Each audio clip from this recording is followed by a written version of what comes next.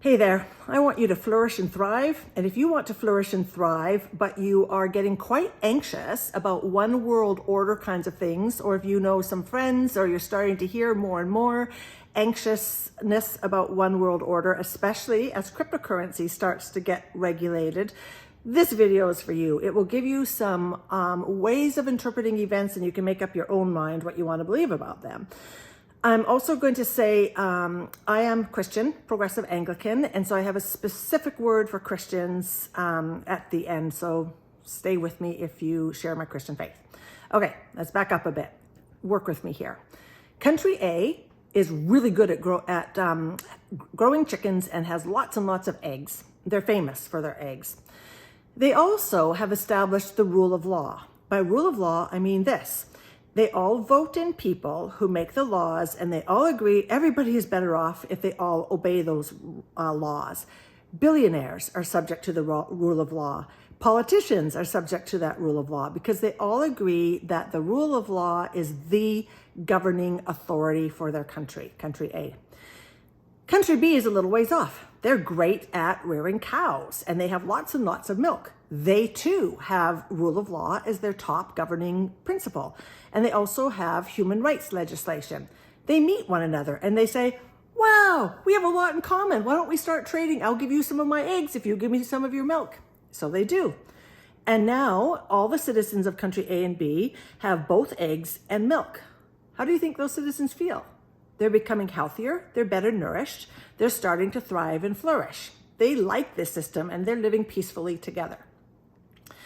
Country C is a little further off, and they see what's going on, and they're really good with wheat, and they think they want a piece of the action. So they approach country A, B and say, country A and B, we want a piece of this. We want to join you. To which country A and B say, you'd be very welcome to. We'd love to share our eggs and milk with you in exchange for your wheat.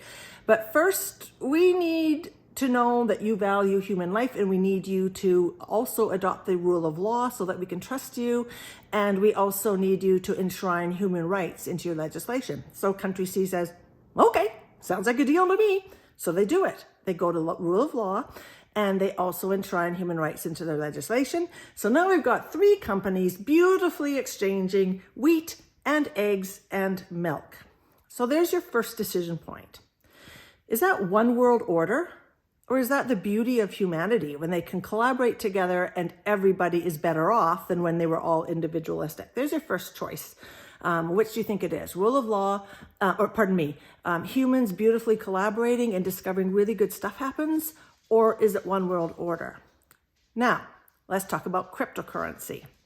The first thing to know is that countries have always maintained their sovereignty over their money. They just always have. They haven't ever. Money doesn't exist apart from the sovereignty of the nation or country. Currency, same thing. Money, currency has always been subject to their country's rule of law or to their dictator, whichever it is. So of course it's the case that now that cryptocurrency is coming on, that's a game changer. And to be honest, I don't know if it's for good or ill. But what I want to relay to you is, of course, countries are going to start saying, well, that's no longer subject to rule of law. Money is power, right? Money is powerful. So do we want it just to be this thing that's out there, kind of owned collectively, but not subject to any rule of law? Or do we want it to be subject to the way we decide to conduct ourselves as a society? I'm genuinely not sure which way I'm leaning yet. But what I want to say is, for those of you who might be tempted to say, there we go, see, I knew it, there's one world order for me. No, it's not. It isn't. It's a natural thing.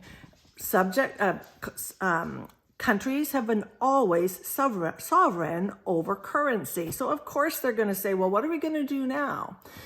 I don't know what the answer to that is. I'm starting to lean back towards, money is powerful. Money is a powerful energy. And furthermore, Come on, what, you don't think that somebody who amasses incredible wealth that's in Bitcoin or crypto isn't going to find a way to start muscling around in ways that we don't want them to muscle around? Of course they will. They're going to have the money, the crypto they need to hire the best programmers to harm other cryptocurrencies and possibly do harm. Of course they will. But my point isn't that. That's beyond my pay grade. But my point is this. Please understand clearly that money has always been subject to the sovereignty of the nation or the country. So it's not one world order shit. It's countries doing a natural response to, well, what do we do now? Do we just give up and say, yeah, money, forget it. We're not going to try and have it regulated according to rule of law. It just is. Now, a word to my fellow Christians. I've been around long enough, and you may have as well. Do you remember Late Great Planet Earth, that book that had us all scared witless, or that movie Left Behind that had us all convinced we were at the end times? And there's predictions. I think the bear represented Russia, and I think by 1980 something, the whole world was supposed to come to a cataclysmic end. Well, we're still here. So I heard lots of those, I'm going to call them conspiracies, lots of those contortions of scripture. The authors of the books made tons of money. The rest of us were kind of scared out of our minds and losing sleep over something that never materialized. So there are lots of people who take the scriptures very seriously about the end times, and they're pretty convinced it's above our pay grade. Even Jesus did not task anybody. He definitely said, heads up if these things start to happen, just stay alert. He did not say it's our jobs to try to analyze and pin down, oh, see, this is the end times.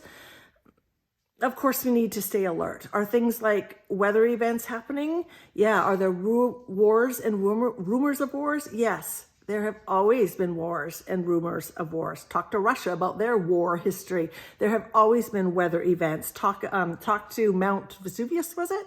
So I would take it easy on concluding that just because Western countries who have shared values are increasingly collaborating and working together, and just because there are conversations about what are we going to do about cryptocurrency, I would be very hesitant before you start implying any or start assuming this is any big end time event. Maybe it is, but all of you, if you believe in Jesus, can rest secure. What will happen will happen. God is the ultimate one in control, and it's not up to us to go frantically around saying, oh no, this is the Antichrist coming. We have to get all upset because countries are collaborating together.